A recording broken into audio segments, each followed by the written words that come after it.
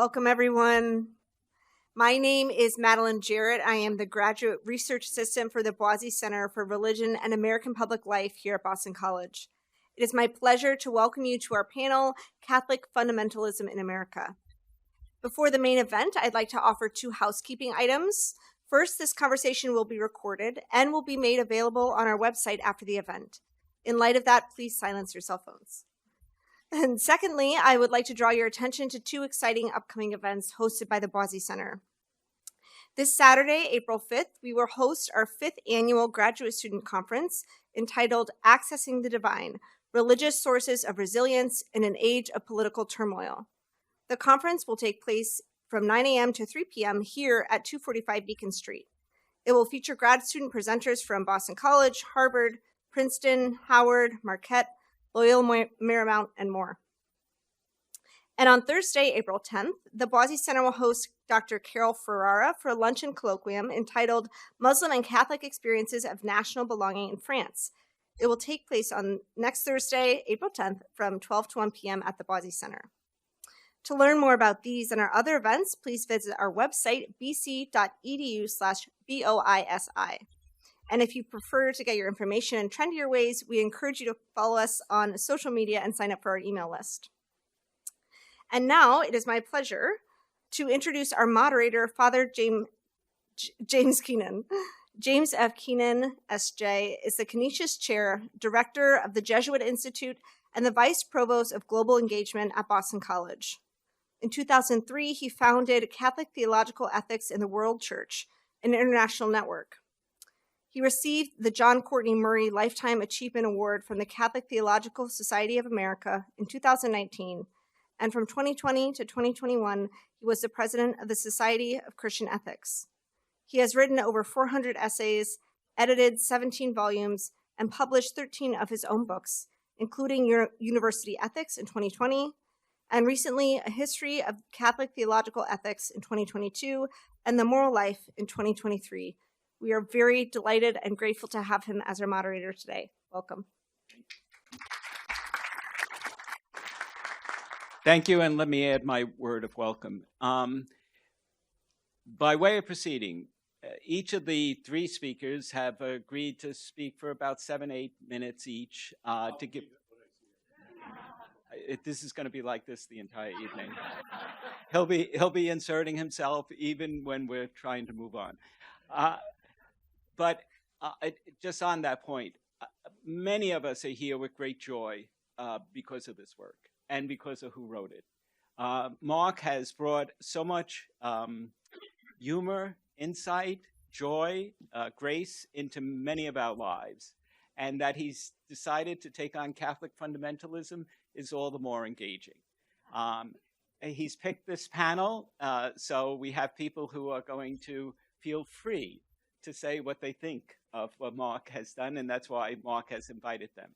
But the way we'll proceed is that each person will speak for about 7 minutes, 8 minutes, and after the three of them has spoken, then they will come back again and do a second row for 2 or 3 minutes, just commenting on what the other two said before them. We want to see what emerges as themes, what emerges as issues, what emerges as concerns that are in this wonderful work, Catholic Fundamentalism in America. And then at the end of that 2 rounds, then Mark is going to give his comments on theirs and what he understands this book to be about, as opposed to what they say the book is about. And that's when it will get livelier. And at that point, we're going to open it up to the audience to allow questions and answers there. So we think that'll get us safely through to the end of the period at 7. So let me introduce each of the speakers briefly. And the first is Randall Balmer from Dartmouth College. He's the John Phillips Professor in Religion, the oldest endowed chair at Dartmouth College. An award-winning historian, he is the author of more than a dozen books, including Grant Us Courage, Travels Along the Main Line of American Protestantism, and Redeemer, The Life of Jimmy Carter. His second book, Mine Eyes Have Seen the Glory, A Journey into the Evangelical Subculture in America, now in its 5th edition, was made into a 3-part documentary for PBS. Then on Mark's left is M. Kathleen Kaveny, who is a scholar here at Boston College who focuses on the relationship of law, religion, and morality. She serves as the Darrell and Juliet Libby Professor at Boston College, a position that includes appointments in both the Department of Theology and the law school. Her books include Law's Virtues, Fostering Autonomy and Solidarity in American Society with Georgetown University Press in 2012, A Culture of Engagement, Law, Religion, and Morality with Georgetown University Press 2016, Prophecy Without Contempt, Religious Discourse in the Public Square, Harvard University Press 2016, and Ethics at the Edges of Law, Christian Moralist and American Legal Thought with Oxford University in 2018. Then James O'Toole. Welcome back. We're all very happy to see you. James O'Toole is the University Historian and Clough Professor of History Emeritus. His interests lie in the history of religious practice and popular devotional life. He has published a general history of the American Catholic laity from colonial times to the present. His new book, For I Have Sinned, The Rise and Fall of Catholic Confession in America, has just been published from Harvard University Press. And finally, Mark Massa, S.J., is the director of the Boise Center for Religion and American Public Life at Boston College, where he is also professor of theology. His most recent book, Catholic Fundamentalism in America, has just been published by Oxford University Press. His monograph, published in 1999, Catholics and American Culture, Fulton Sheen, Dorothy Day, and the Notre Dame football team, received the Alpha Sigma Nu Award for Best Work in Theology for 1999 to 2000. His ongoing area of research is American Catholic faith and culture in the past century. As first holder of the Karl Rahner Chair in Theology at Fordham University, Massa also directed the Curran Center for American Catholic Studies. From 2010 to 2016, he served as Dean of the School of Theology and Ministry at Boston College. He also served as board chair for the Boston Theological Institute, a consortium of 9 divinity schools, seminaries, and a rabbinical college in Greater Boston. Mark and I had great fun on that. That was really something else. Yeah. Massa has appeared on a number of programs in the American Experience series on PBS, including Religion in America, and most recently, An American Conscience, the Reinhold Niebuhr story. So, Randall, it's all yours. Thank you. You can hear me? Okay. As somebody was leading off, I agreed to do a very quick rundown of the contents of the book for those of you who have not read it. I was actually a referee for Oxford University Press, asked whether or not it was publishable, and I agreed that it was. And I learned long ago, when you referee for a press, when you submit your report, it's a good thing to put your blurb together at the same time so you don't have to go back and reread the book. So the first blurb on the back of the book is mine. I have to say I learned a great deal. I didn't know much about Catholic fundamentalism. We'll talk about that term here in a little bit.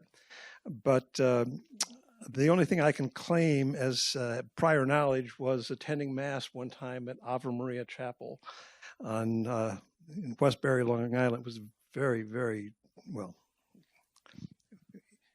rather dark and depressing, I have to say. What Mark does in this book is draw on other scholars, as of course we tend to do, beginning with George Marsden's landmark book, Fundamentalism in American Culture, published in 1980.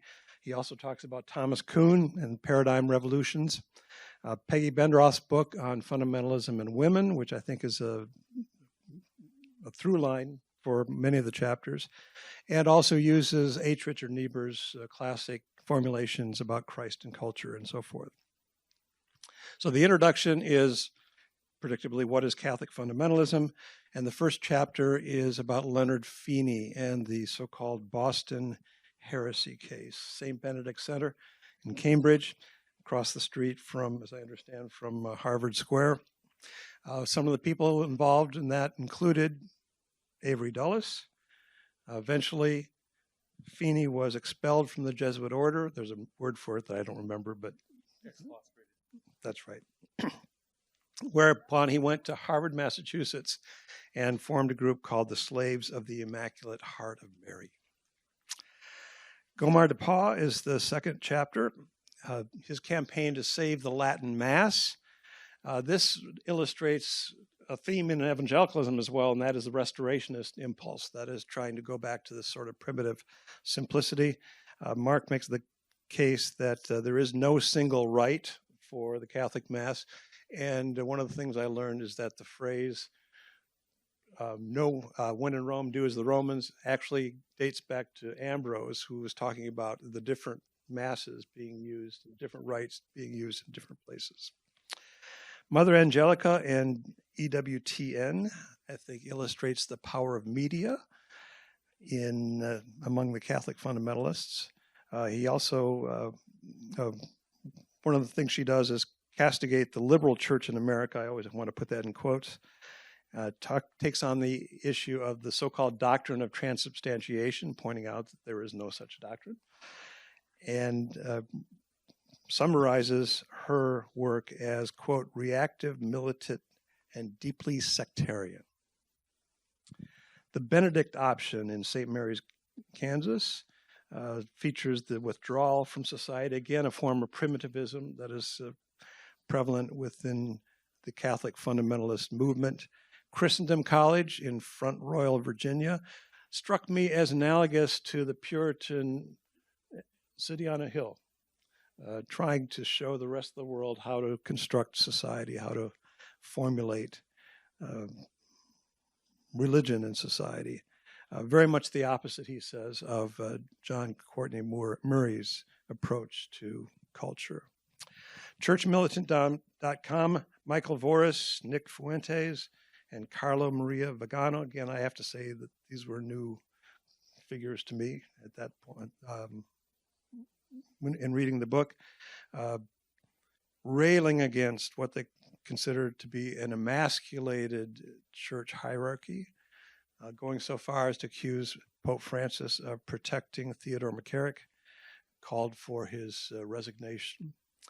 And then finally, Crisis Magazine, that shows the dangers of Protestant conversions to Catholicism. And I remember one of my graduate students, when I was at Columbia a long time ago, was a Greek Orthodox priest, and he would routinely complain about evangelicals who converted to Orthodoxy. He said, once a fundamentalist, you're always a fundamentalist. And this, I think, is probably borne out by the chapter in Crisis Magazine. Again, extolling the Latin Mass, and Eric Sammons is the key figure here. And if you read no other chapter in this book, read it for Mark's brilliant, withering takedown of Sammons, Eric Sammons. Okay.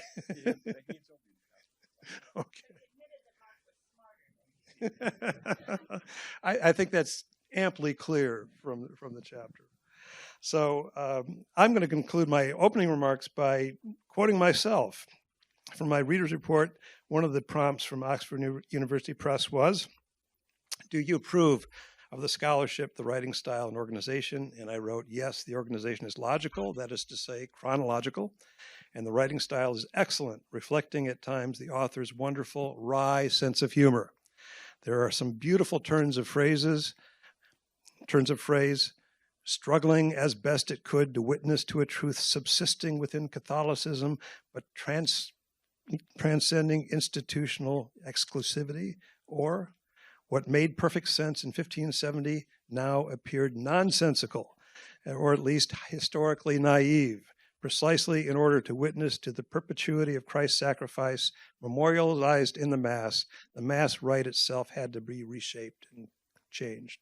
There are other wonderful phrases as well, but it's an excellent book. So I have a couple of questions, and again, address them if you will. If not, that's fine too. My big one was the use of the term fundamentalism.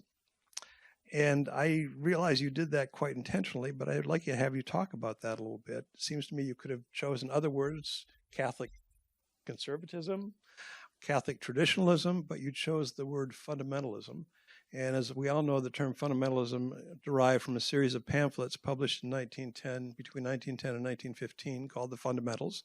It's since been applied more broadly in a trans-religious context to talk about Muslim fundamentalism and Jewish fundamentalism, Hindu fundamentalism, and so forth. But why did you choose the term fundamentalism for the title? I love what you did with the issue of women, and I'll be self-referential here for a moment to say that early on in my time at Columbia, which is to say many decades ago, we decided to do a joint kind of faculty seminar looking at fundamentalism. And the one thing that we found in common among all the different so-called fundamentalist expressions across the religious spectrum was the attempt to control women. And I'd love to hear you say a little bit more about that in light of your research. Third question, I'm curious, what is the state of the opposite wing in Catholicism today? That is to say, we're talking about Catholic fundamentalists. There is a Catholic left, certainly. How do you identify that? What is the state of Catholic social teaching these days, in your judgment, in America? And finally, I'll just throw this out. Where does J.D. Vance fit into this picture?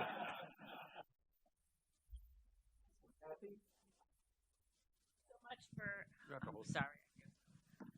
Is it on? Yeah. Okay, well, it's just a delight to be part of this panel celebrating Mark Massa's book. One of the most enjoyable things I did this past weekend was actually read the book in print. I'd read it before in manuscript, and it was wonderful to see it in the crisp Oxford black and beige, as opposed to just in our old Times New Roman font on mimeograph paper, if that's still a word. But most delightful was the fact that you could hear Mark's voice in your head when you're reading the book. So I always felt like a pleasant thing to some. Not too old. But it was great to hear this as a continuation of a conversation. And at its best, any book is always a continuation of a conversation among scholars. So I just have a few comments and a couple of questions in this kind of conversational mode. Now, as you can see, I'm a distinct minority on this panel. Not because of my gender, although I want to talk about some of the gender issues later on, but because of my academic specialty.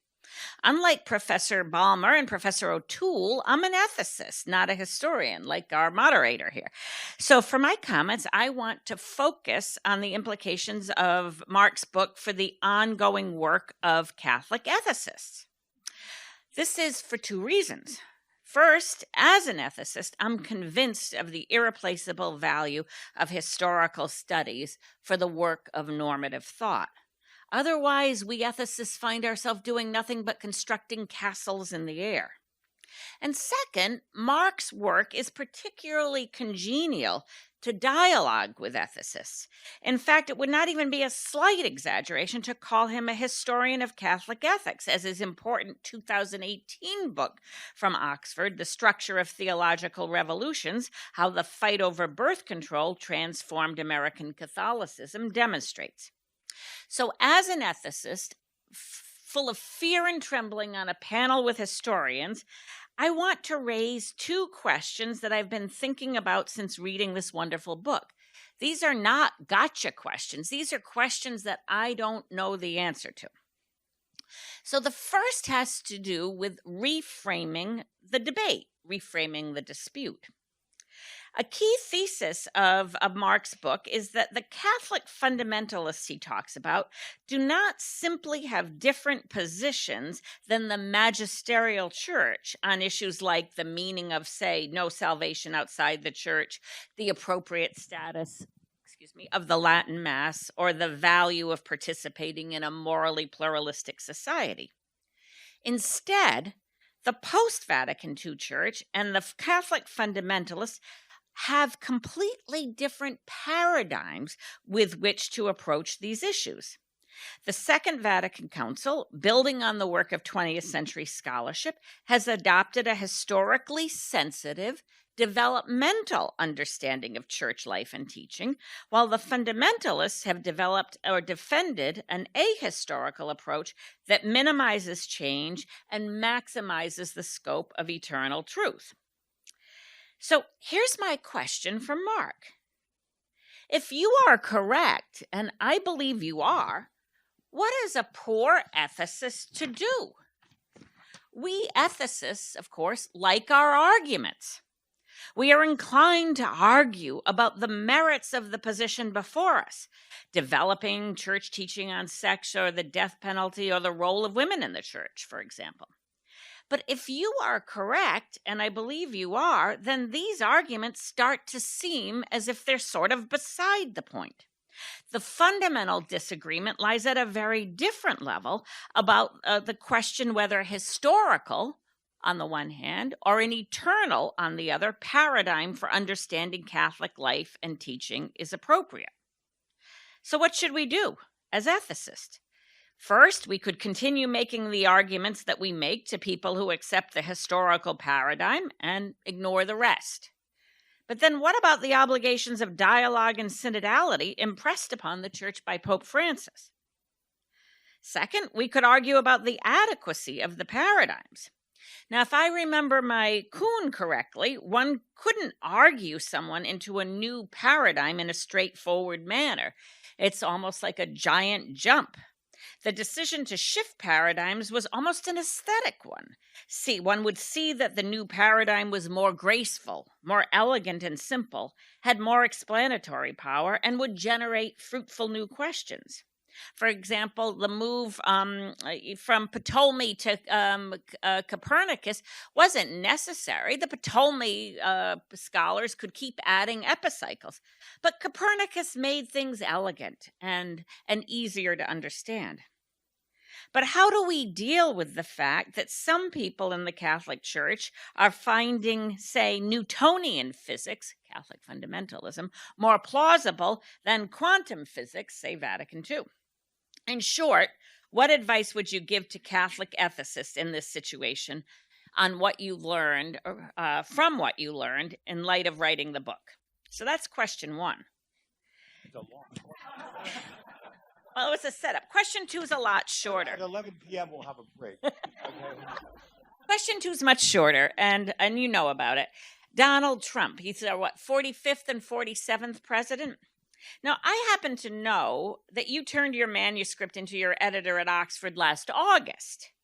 One or two things have happened since that time, especially in November. My second question has to do with what you would add or change to your book in light of the re-election of Donald Trump. I'm particularly interested in your take on Christ transforming culture, the Naborian category you used to describe the political and social goals of the aptly and honestly named Christendom College, as well as the goals of Eric Sammons, the Crisis magazine editor. Now, the college is very tiny, but the values it holds have been expressed by a number of people with a great deal of power, including J.D. Vance, our vice president.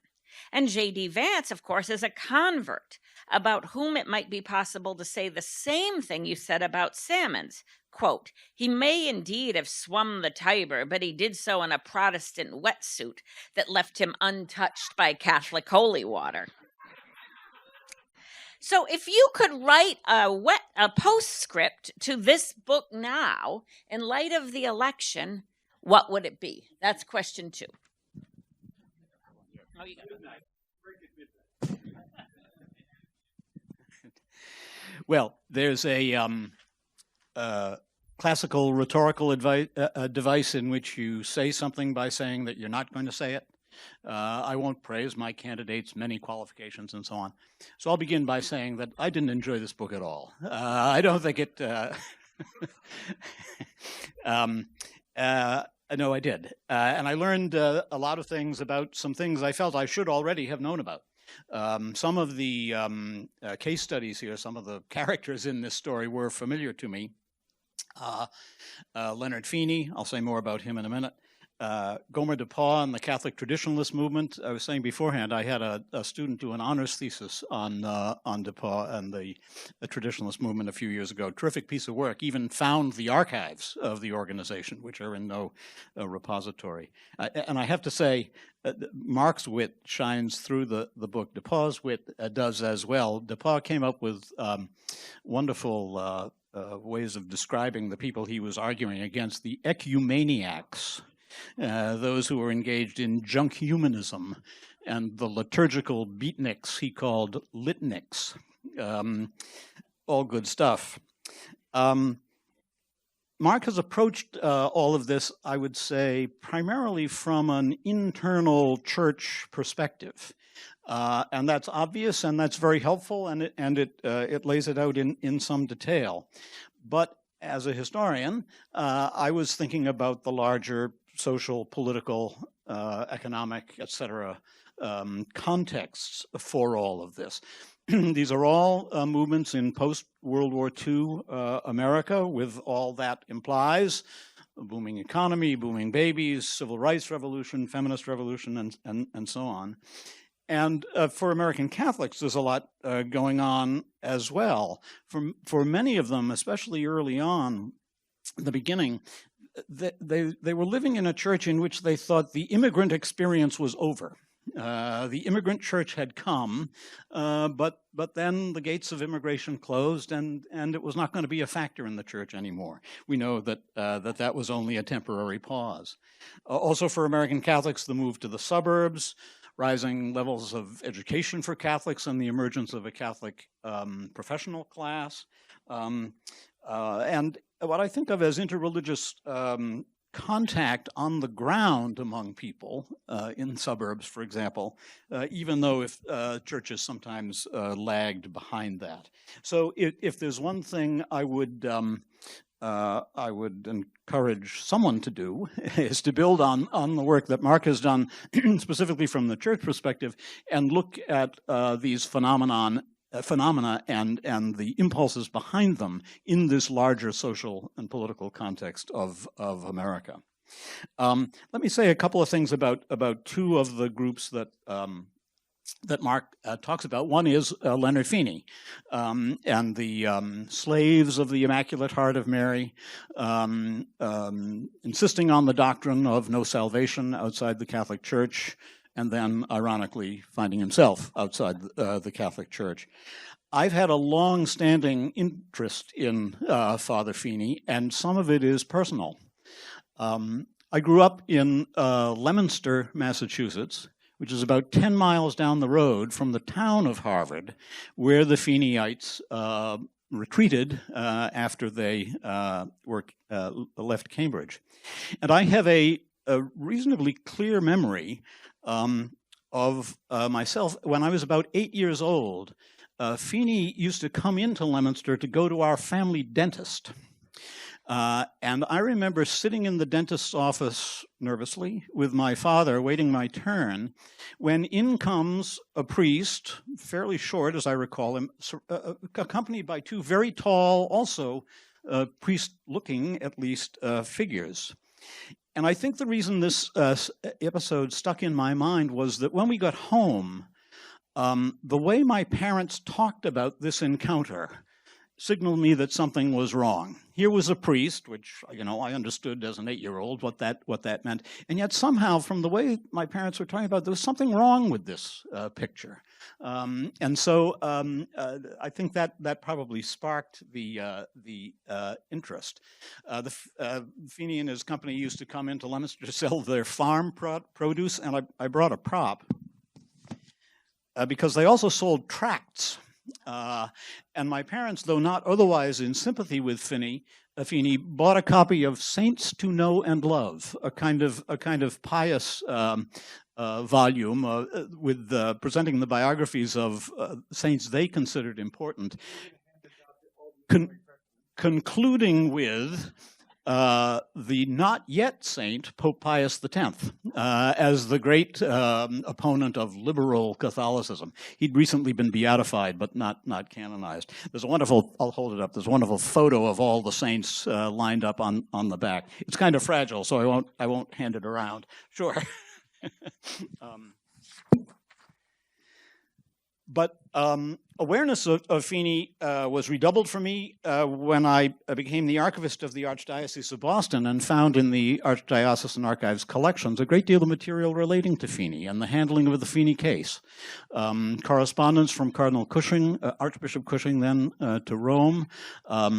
They used to dress the seminarians up in civvies and send them down to the Boston Common to stand in the crowd when Feeney gave his Sunday afternoon speeches. That was the point at which he turned aggressively in the anti-Semitic direction. Wonderful correspondence and other documentation, which it seems to me provides the material for there to be a further study of this, because I think the fact that this particular form of fundamentalism that Mark talked about is particularly important because all of this is before Vatican II. Feeney gains notoriety about a decade and a half before Vatican II, and of course at that time nobody knows Vatican II is coming. So it seems to me that can perhaps provide a different approach to it. In all, the episode seems an ideal set of circumstances to see the interplay of religious with political and social forces that I've been talking about. I think some of this is the difference between doing history of this kind in a theology department and doing it in a history department. We're on the same track, but just asking different kinds of questions, I think. And lastly, let me say a couple of words about Christendom College. This was one of those I knew of, but didn't know an awful lot about.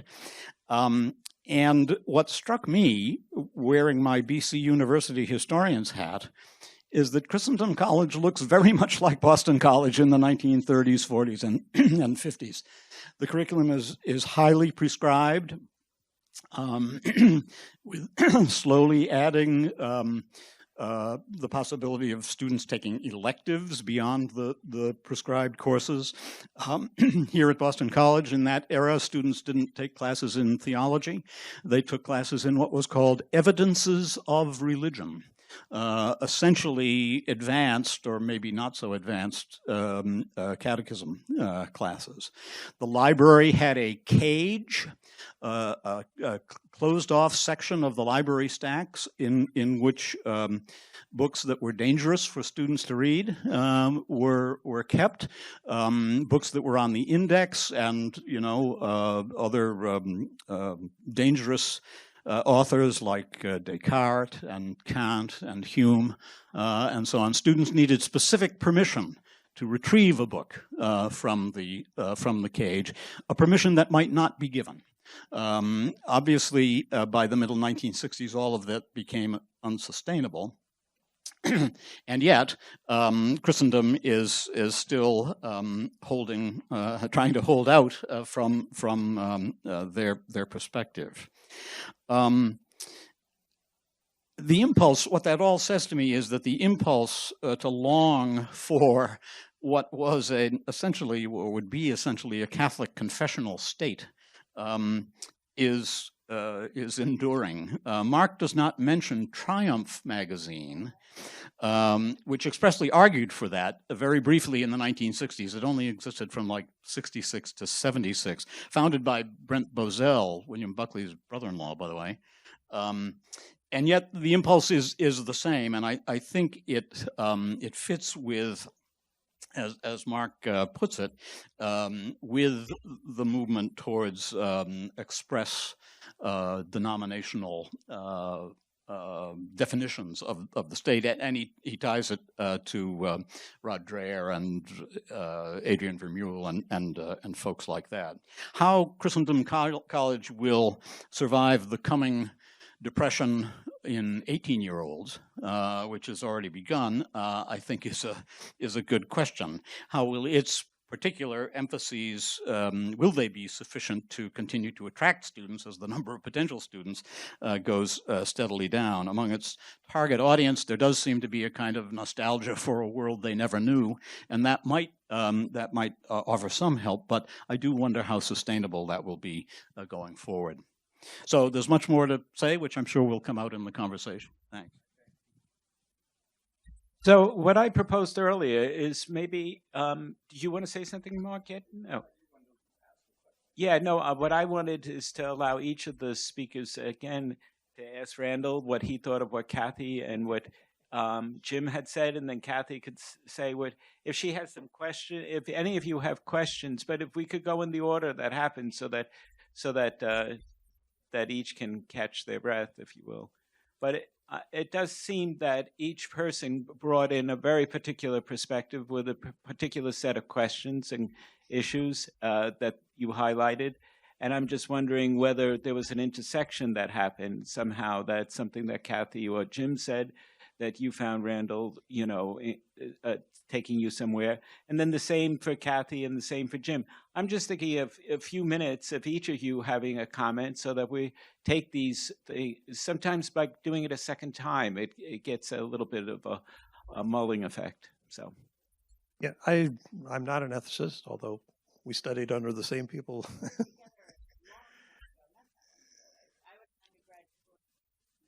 Right. Long time ago. But it occurred to me as you were asking your first question that you're talking about historicism as well, right? And that in many ways mimics the whole fundamentalist, modernist controversy from a long time ago. And in terms of Jim's comments about Christendom College, it brought to mind for me, again, the evangelical subculture in which I was reared. And today you've got several schools that are trying to do that. Hillsdale College in Michigan. You also have this place out in Moscow, Idaho, New St. Andrews College that is trying. Okay, Tom. Okay, trying to do the same sort of thing. That is to try to provide a very controlled environment, and the attraction, I think, for that, other than the intrinsic attraction of trying to create this alternate universe, is for parents. All right, it's a place where they can send their children and not be affected by the larger world, and that's the real advantage of the subculture, or the purpose of the subculture, for that matter. Thank you. I mean, I found both of your sets of comments really interesting, and I'm just going to focus on two aspects. The first is going to be these schools, which we were talking about, like Christendom and Hillsdale, and we've got some experts in higher education on the panel, but there's a whole world that developed, post-internet, very much, it claims to be traditional, but it's modern. Say the whole homeschooling network of people that, use boxed curricula on their computer screens to, raise their kids. And a lot of these schools are places where you can send your children, if you've homeschooled them, and that are going to take them in a particular way from, late adolescence to early adulthood, and also to find them places where they can meet and marry and raise the next generation in the faith. Because a lot of people, in America, you don't marry necessarily somebody of your own faith. If you go to a pluralistic school, you could find somebody that you love of a different faith tradition, and that's scary to them because they want to have that type of generational continuity. And the second thing I'd like to highlight in this, and it's a very complicated question, but Randy raised it and you raised it implicitly about Feeney, is the role of women in these movements. I mean, it's one thing to say, and I think it's far too simplistic to say, well, this movement is all about oppressing women. I mean, I happen to think that's true, but it also is the case that a lot of women participated in these movements. With Catherine Goddard, was it? Goddard Clark. Goddard Clark, yeah. And there were always more female slaves than male slaves. Always more. So, and now you've got the ballerina farm lady, and I heard there was a story from a friend of mine that at Notre Dame Law School, I might as well tell tales out of school since we are at BC, that there is a woman who's very, intelligent, doing very well in law school, but who thinks that women shouldn't have the right to vote. So I think part of what we need to do is recognize the complexity in some of the women's attitudes to this. And it's easy for those of us who disagree to dismiss them. But I'm interested in figuring out what is your thought process that brought you to that point that you would think that this is a good thing to take away from women. So one of the things I think historians do is help sympathetically explicate these things so we can understand these people who seem very different from us. Oh, you go. I seem to be hogging this microphone down at this end of the. But on the matter of women, there's no question that with regard to the Feeney group, this woman Catherine Goddard Clark, the St. Benedict Center was a double star system. Everything revolved around Leonard Feeney, but also Catherine Clark. What the influence of the one on the other is not clear.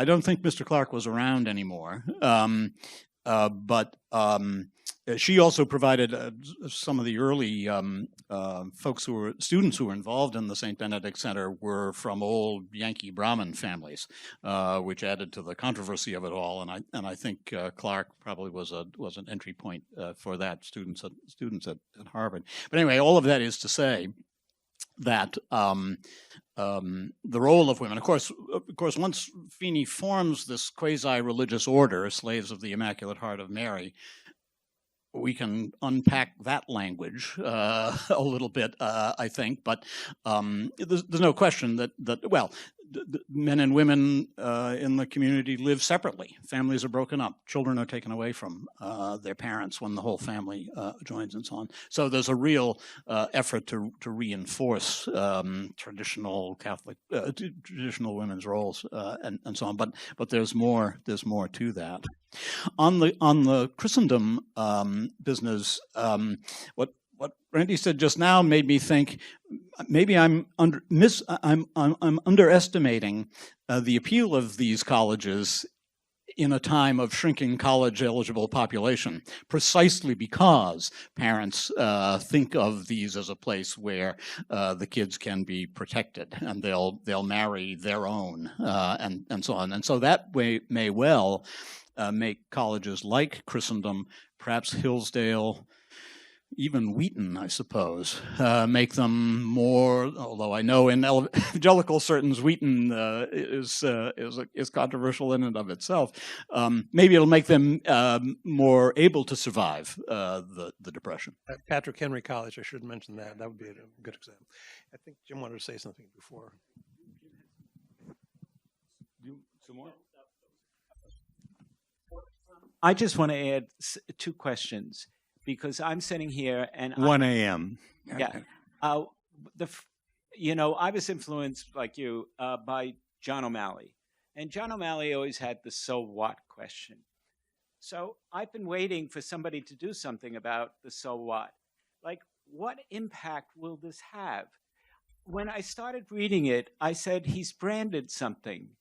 This is branded. This is now able to have legs.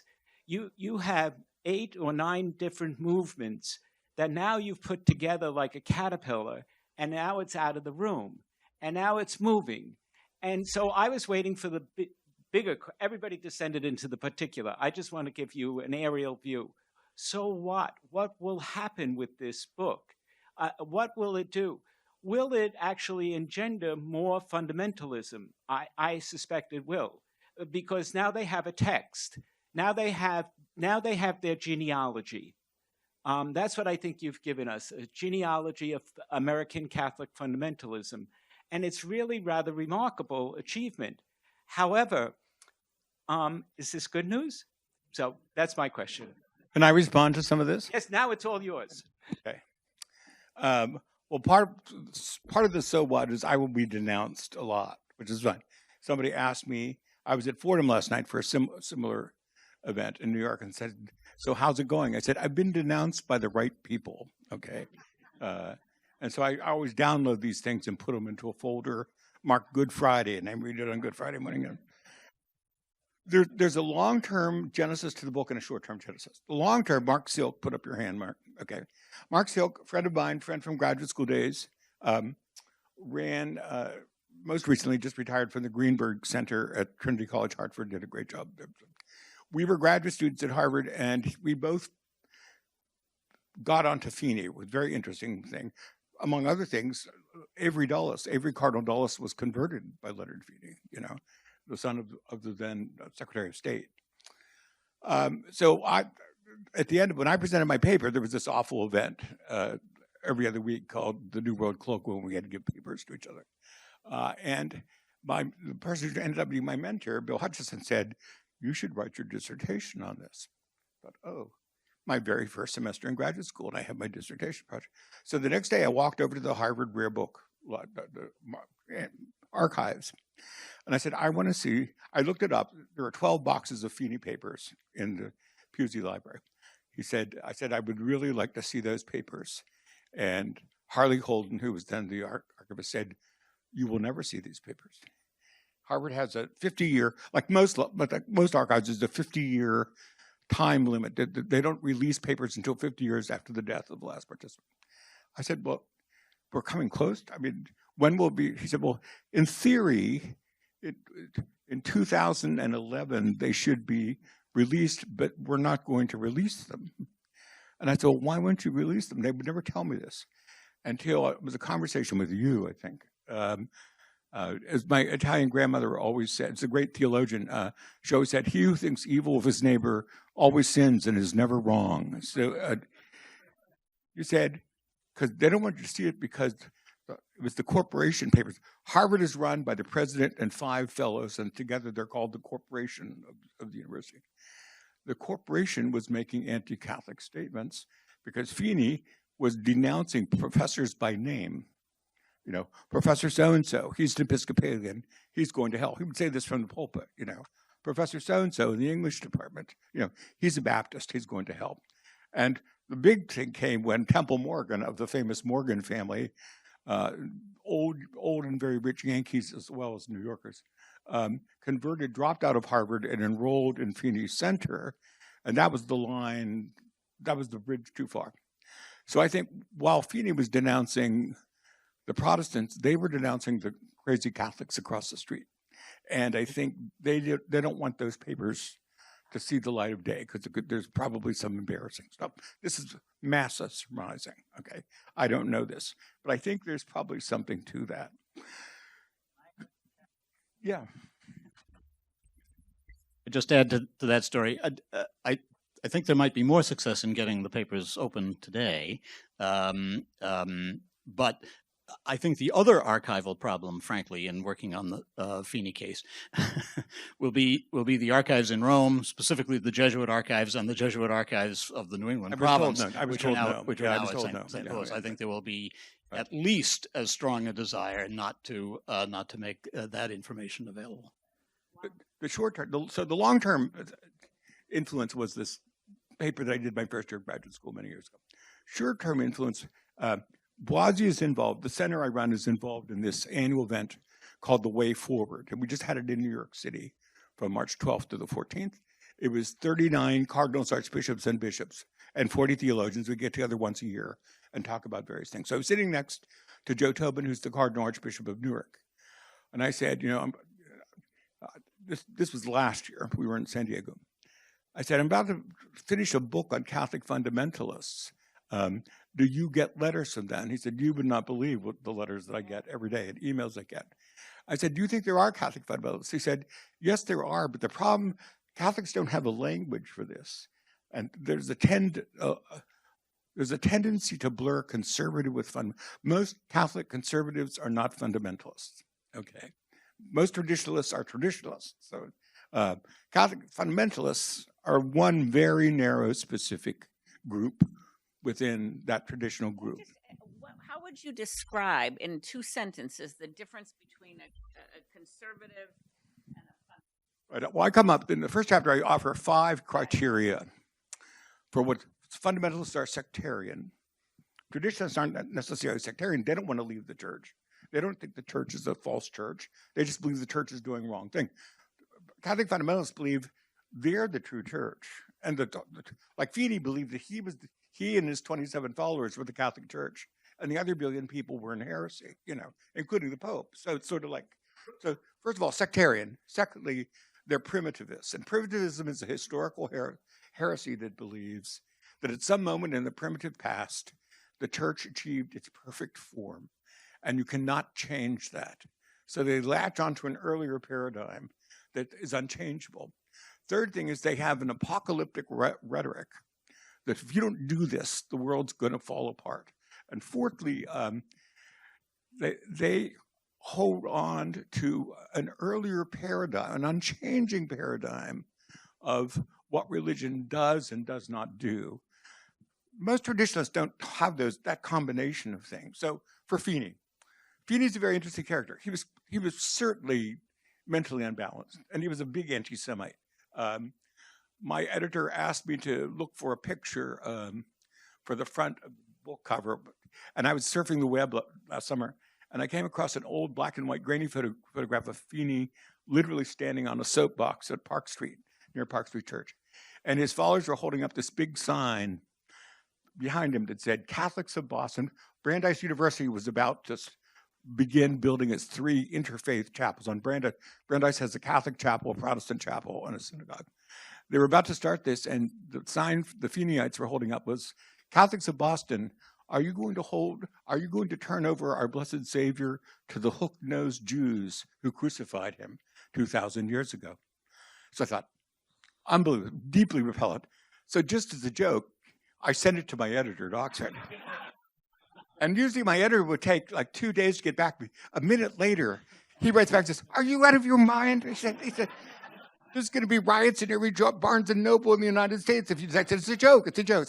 So Kaveny was unbalanced and anti-Semitic, but he attracted an impressive followers, many of them from old blue-blooded Yankee saints like Avery Dulles, like Temple Morgan. I mean, a number of the convents were from old Yankee Protestant families. So something's going on there. I think Kaveny saw that the church, it's 1949, the church has come out of World War II. Catholics are going to, on the GI Bill, they're going to places like Harvard and places they never went before. He sees that this is all going to change dramatically. And I think he had a sense that the change was going to really change the church in a truly dramatic and probably permanent way. And it did. He was right on that. He was not completely wrong on that. But he wanted to draw a line in the sand. So Kaveny is a very interesting person because he quoted, his favorite phrase was extra ecclesiam nulla salus, which means, it's Latin for outside the church is no salvation. All Catholics are supposed to believe that, but today theologians say, if you follow your conscience, you belong to the church. You belong to the soul of the church, if you're Jewish or Hindu or whatever.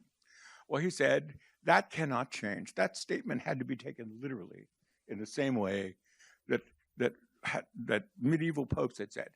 And he was fond of quoting Boniface VIII, who was a pope in the Middle Ages. And in 1302, Boniface VIII put out a decree called Unam Sanctam, One Holy Catholic.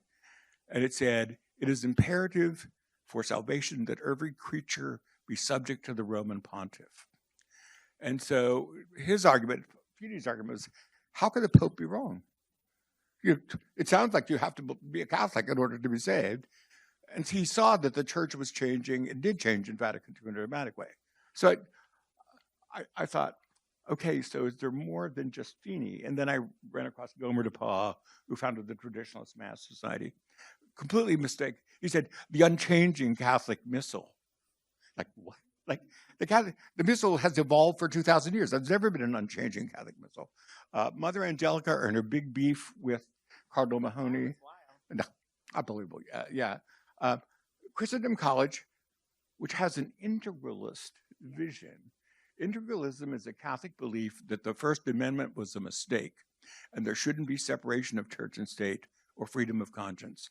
And everybody should be forced, if they're not, to be a Catholic, as it was in the Middle Ages, sort of thing. So the name of the college that's founded in Front Royal is Christendom, harking back to the days when there was only one church, and if you didn't belong to it, you'd be burned, you'd be killed in some way by the Inquisition. St. Mary's, Kansas, a great article 4 years ago in the Atlantic, front page cover, about a small community almost in the exact center of the United States, under the control of the Society of St. Pius X. Very, very conservative, schismatic order of priests. And I guess I started gathering this stuff, and I thought, is there something that unites all these things? Is there in fact a glue that unites Feeney with Gomer de Pau, with Mother Angelica, with Christendom College? And I thought, it's amazing, and the historians here know this.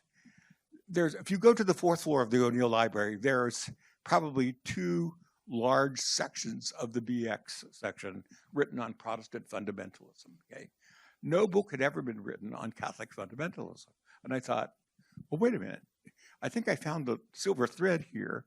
So there are Catholic fundamentalists. They've never really been written about. Hindu fundamentalists and Jewish fundamentalists have been written about. Catholic fundamentalists aren't traditionalists. They aren't just conservative. They're a very small slice, and they get a lot. There's not too many of them, but there's enough of them, and they get a lot of attention. And they have a lot of money, but also Feeney was the first person to use political monikers to describe his influence. Before Feeney, there were 2 kinds of Catholics and lapsed Catholics, okay? Suddenly, Feeney uses the word liberal to describe his enemies. The liberal Catholics are ruining the church. Mother Angelica has a famous broadcast, "I hate you, liberal church in America."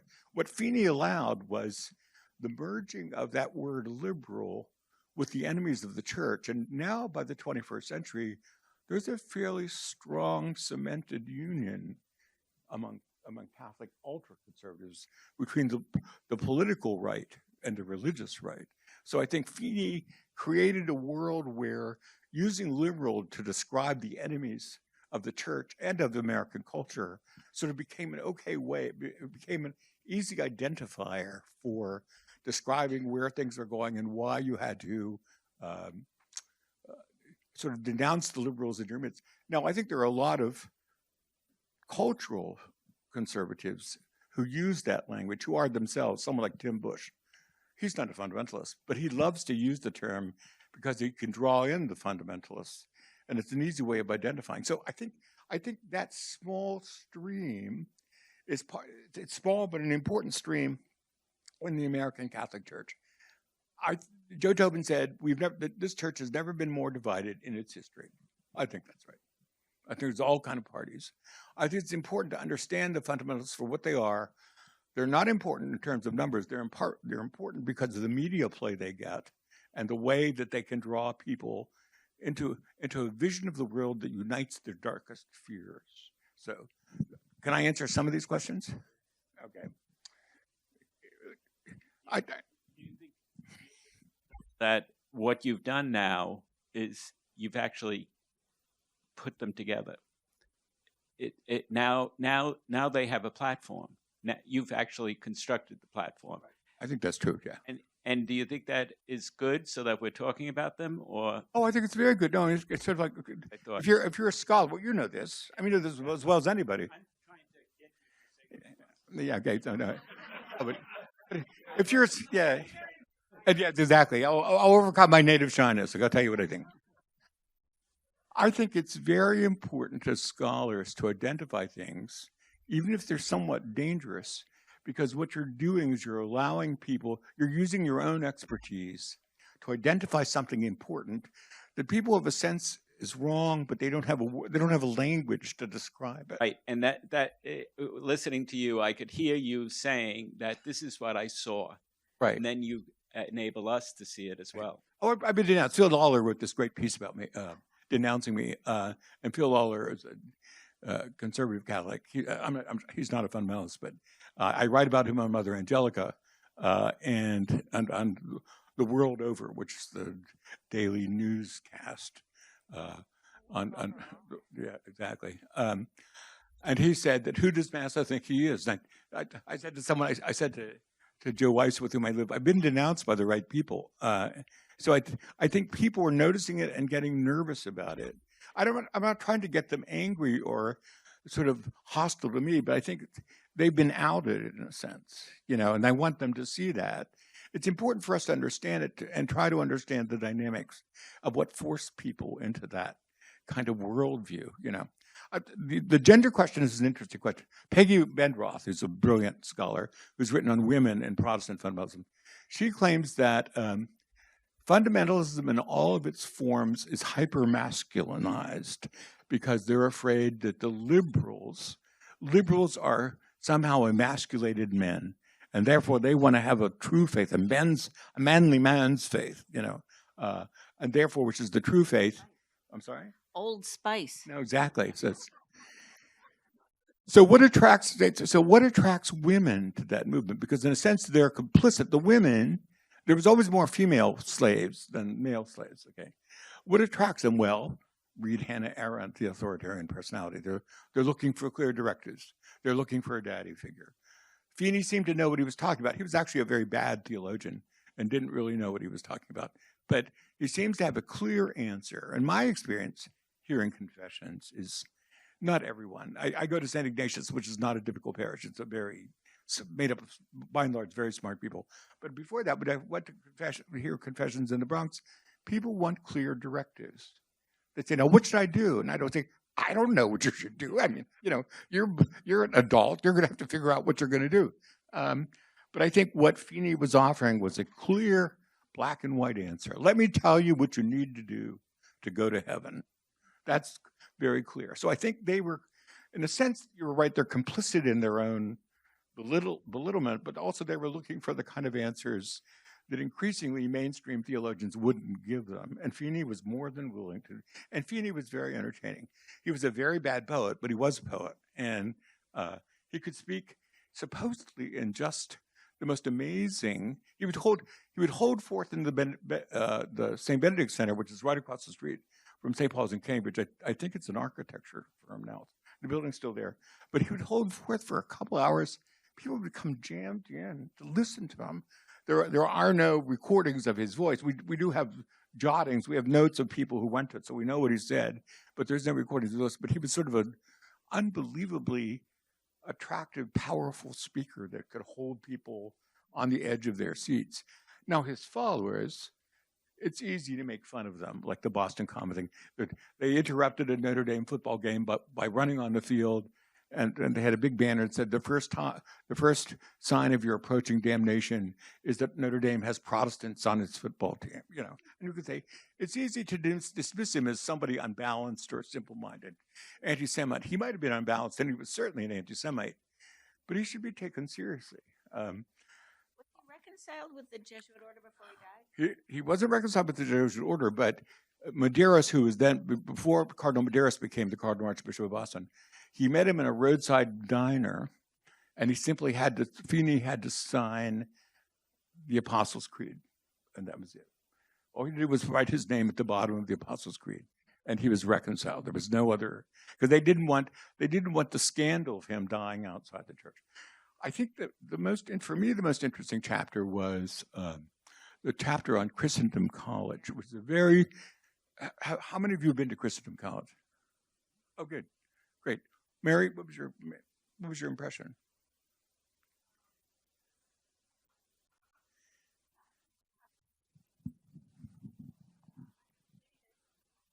It's a very small college, about 500 students. It's very small. It's in the mountains in Virginia. The founder named it Christendom because he wanted explicitly to embrace this idea that Kathy is now writing about on integralism, that the First Amendment was a mistake. There should be one church. Everybody should belong to that church. And therefore, the founder of Christendom College, it was only founded about 25 years ago, he wanted to use it as an experiment so that Christendom College would become the experiment for the whole United States. He wanted that idea of Christendom. To feed the federal government. You know, a lot of their people do go work in the government. Right. Yeah, it's like the Protestant version of this is called Patrick Henry College in Virginia. And a lot of the congressional pages are, in fact, graduates of Patrick Henry College. And in fact, Christendom College has very powerful friends.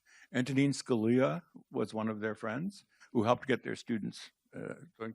So it would draw powerful Catholics on the right, not themselves, not necessarily fundamentalists, but the college uses that opportunity in a very interesting way to position their students in important places. And my thing was like, I said to myself, is anybody documenting this? Is anybody writing about this? I mean, sort of like once you look back and see the stream, think, oh my gosh, there is a stream here. Like, what is going on here? So, my most fun was the chapter on Mother Angelica.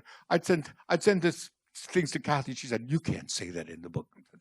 But it's sort of like she would take on serious theologians. She did not know what she was talking about.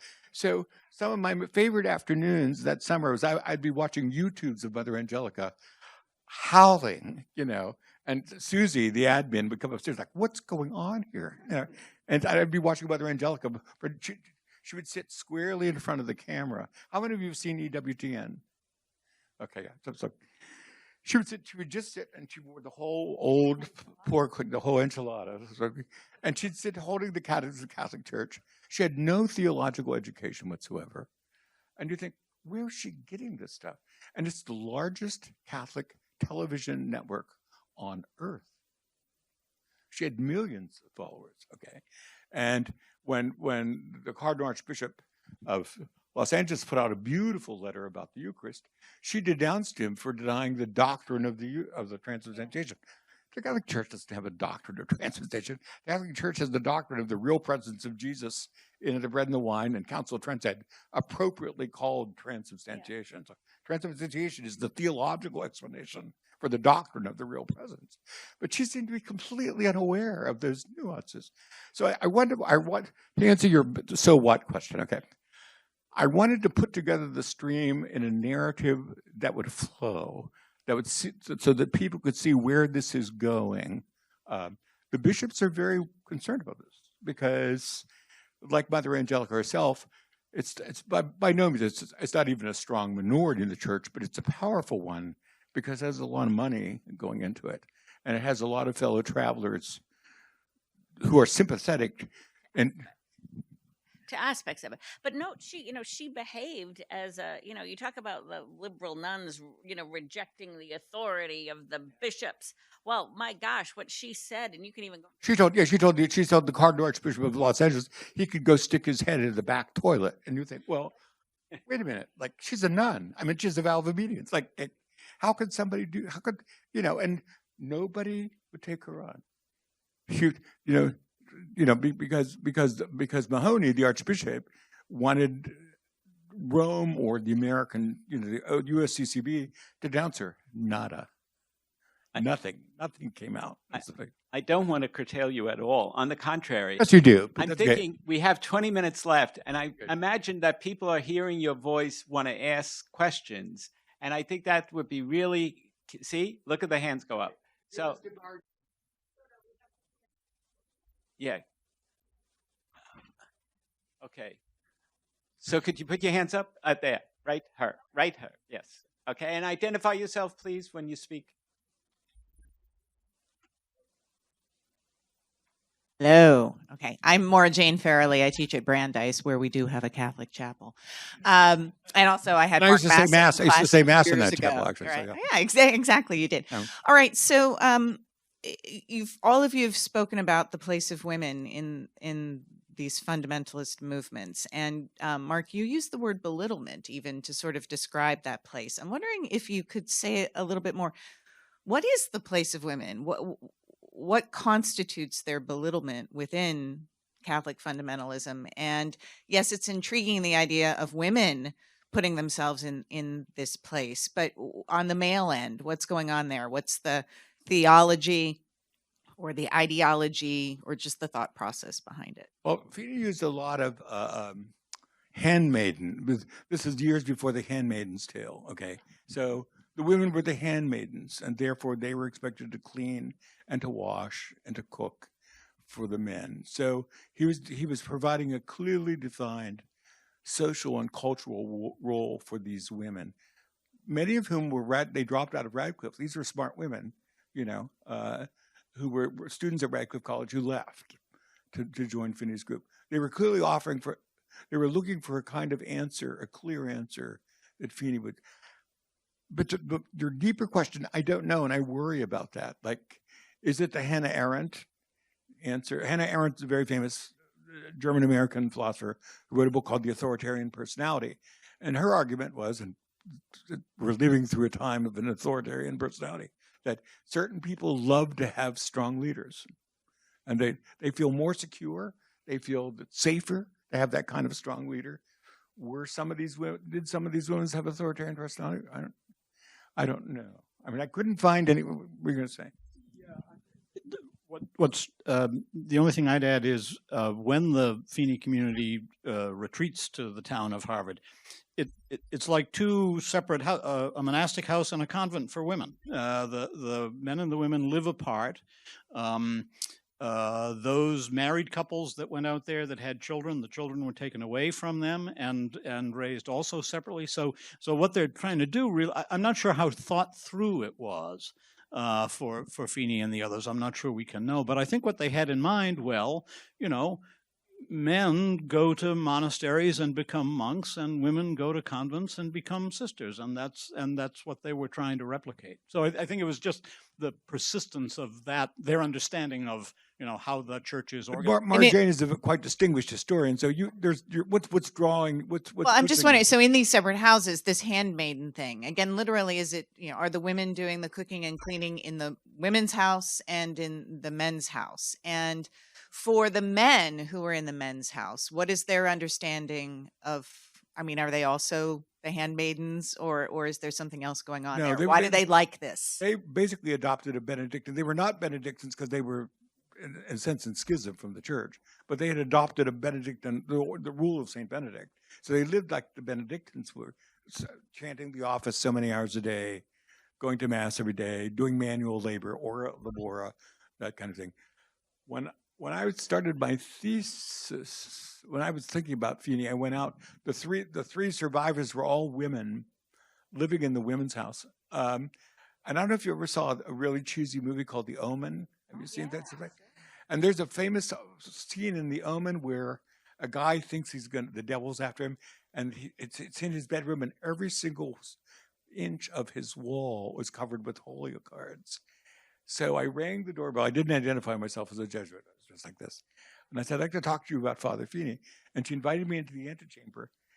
And it was right out of The Omen. It was like, I thought, it's like what little hair I had on my head stood up. It was like, this is very scary. But do you have an opinion? What's your sense?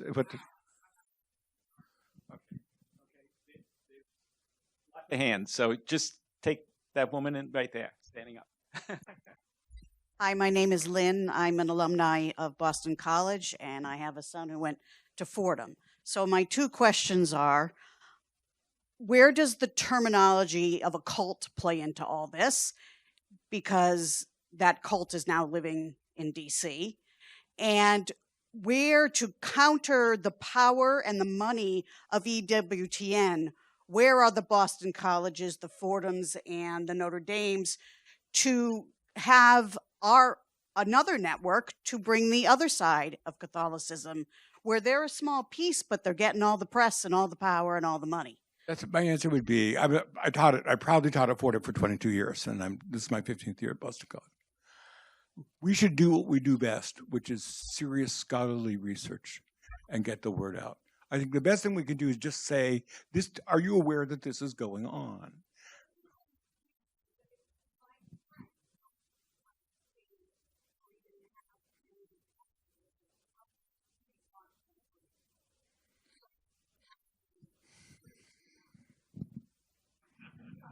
Well, one thing you could do is subscribe to Commonweal. The editor of Commonweal is here. I think Commonweal in America and magazines of that sort are doing a good job. Dominic, put up your hand. He's the editor. He'll take subscriptions and any other money you happen to have. But I do think there is a problem, frankly, with the more progressive wing of the church, in the sense that for many years, I don't think they fully realized this was happening, and that it had a certain amount of force behind it.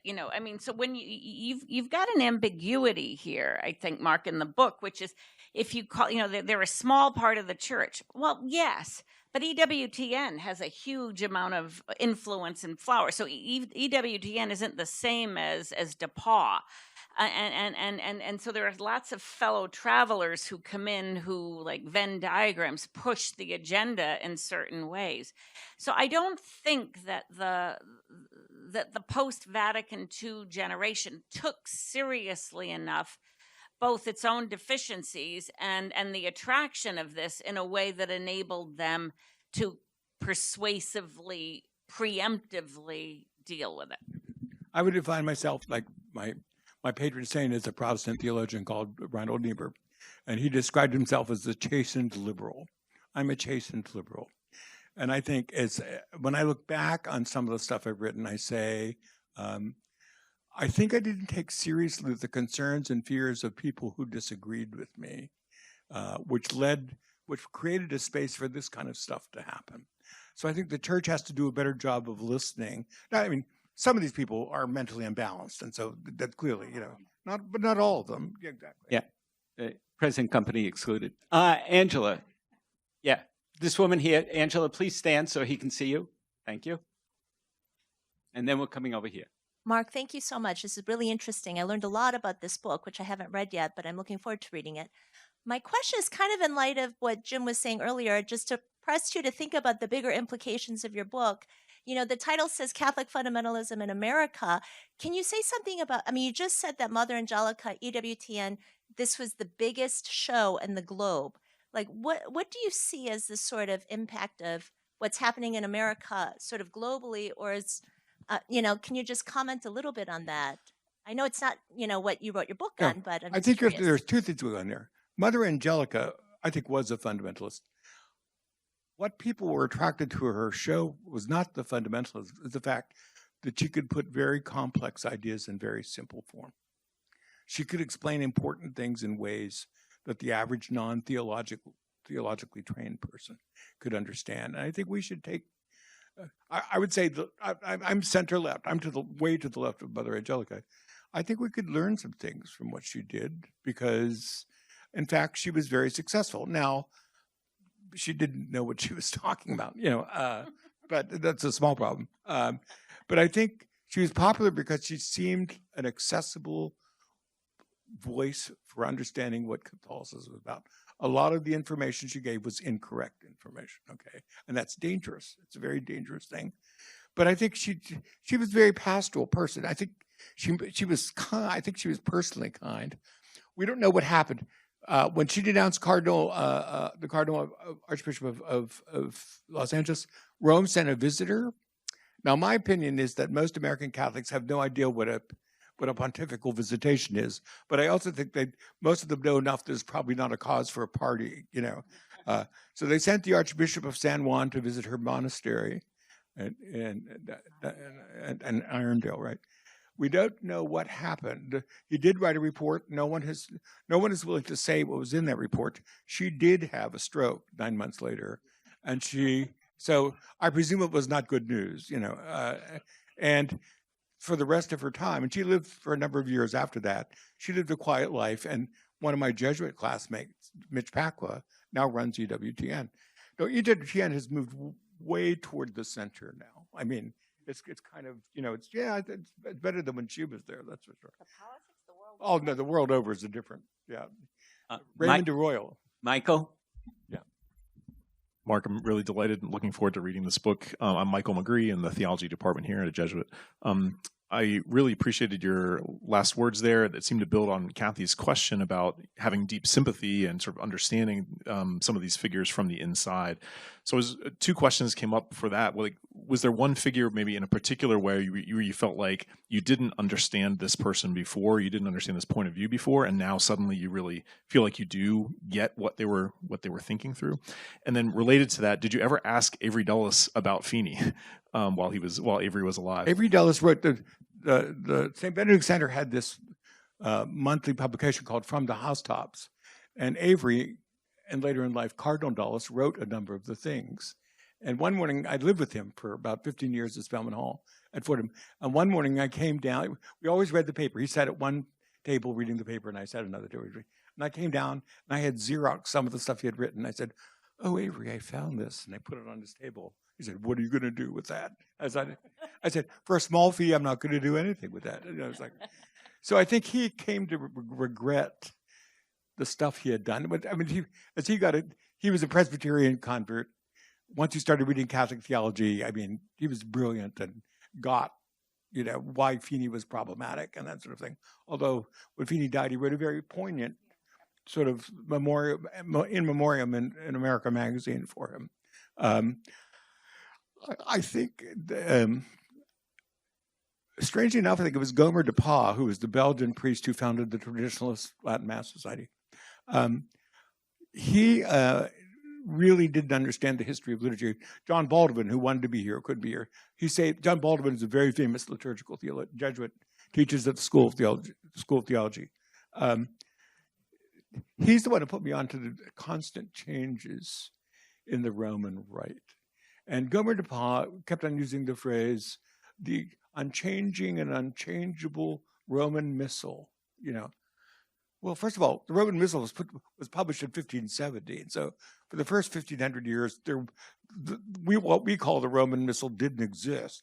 So the first millennium and a half, there were various rites. And originally it was the rite of the Roman, of the church in Rome and not anywhere else, So I think I came to understand de Pau's deep anxiety about where things were going in worship. He seems to have had a very profound attachment to the Tridentine Mass, the 1517 Missal.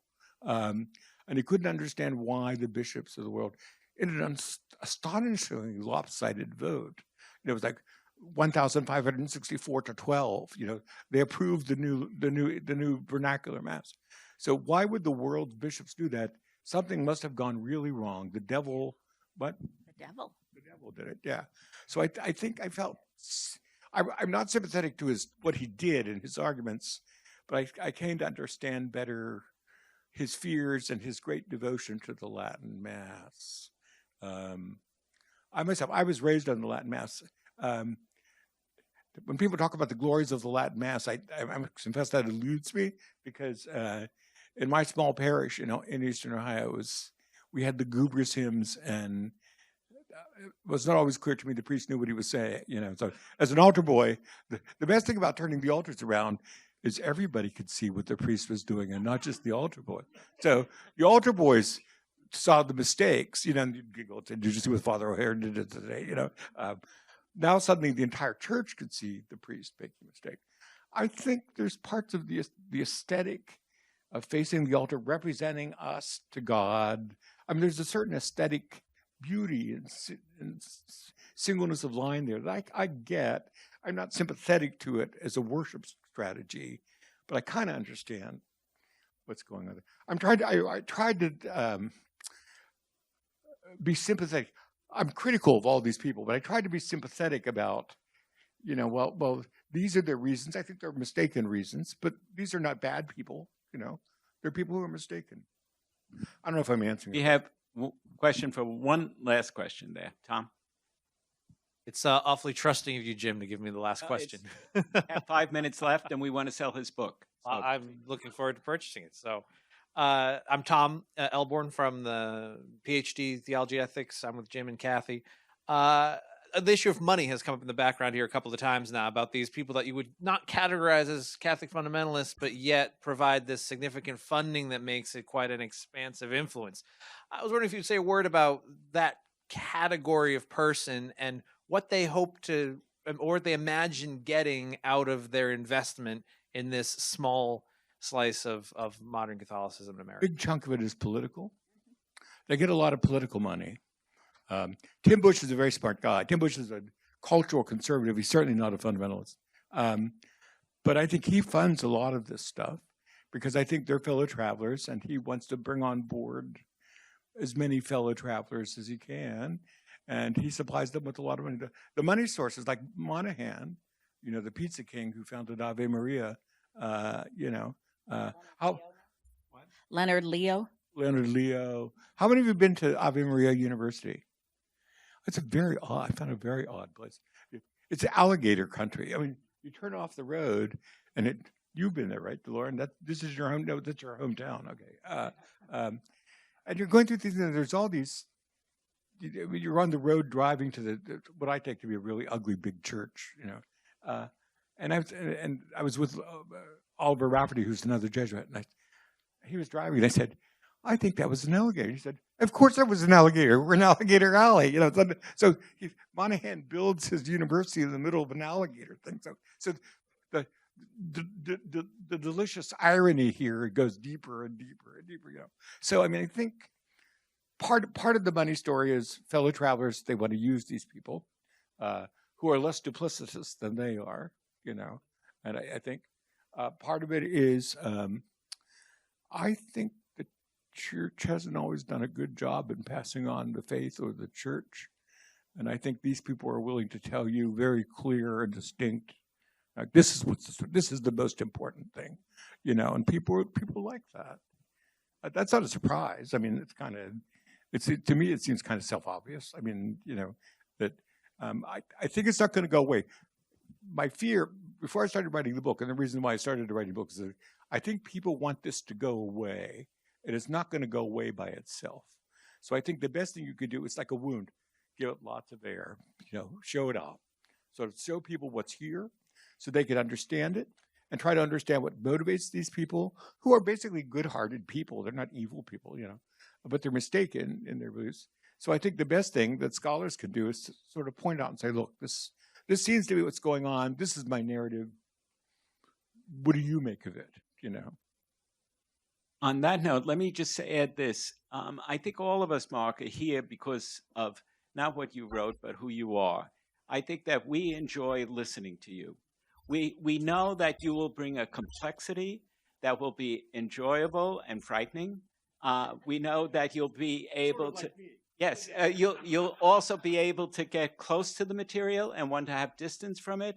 You're able to bring in a variety of perspectives that really helps illuminate it, so that we're all looking at this from all these different points of view, and yet you can do it in 5 minutes, and it's a good yarn.